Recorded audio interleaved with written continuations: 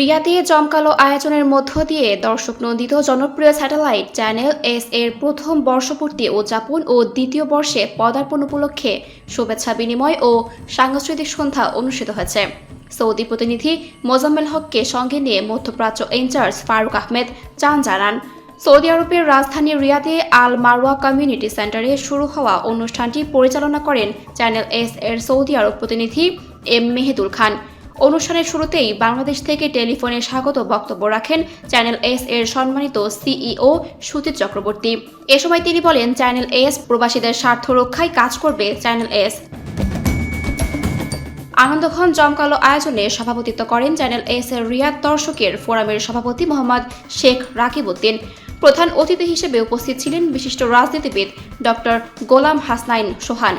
প্রধান বক্তা ছিলেন সৌদি আরব বাংলাদেশ প্রবাসী সাংবাদিক ফোরামের প্রতিষ্ঠাতা সভাপতি ফারুক আহমেদ চান। পবিত্র কোরআন তেলাওয়াত ও জাতীয় সঙ্গীতের পরপরই কেক কাটা হয়। অনুষ্ঠানে আগত অতিথিদের শুভেচ্ছা উপহার চ্যানেল এস এর লোগোযুক্ত মগ তুলে দেওয়া হয়।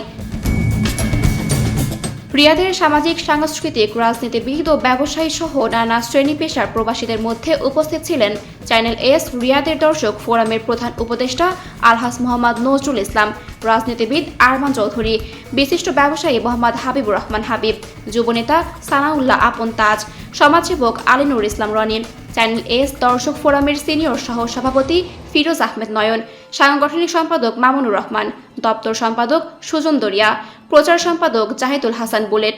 শুভেচ্ছা বিনিময়কালে তারা বলেন, অতি অল্প সময়ে চ্যানেল এস প্রবাসীদের হৃদয়ে জায়গা করে নিয়েছে। প্রবাসীদের পাসপোর্ট জটিলতা সহ দেশ ও জাতির উন্নতির জন্য কাজ করবে চ্যানেল এস, এমনটাই প্রত্যাশা করেন অতিথিরা।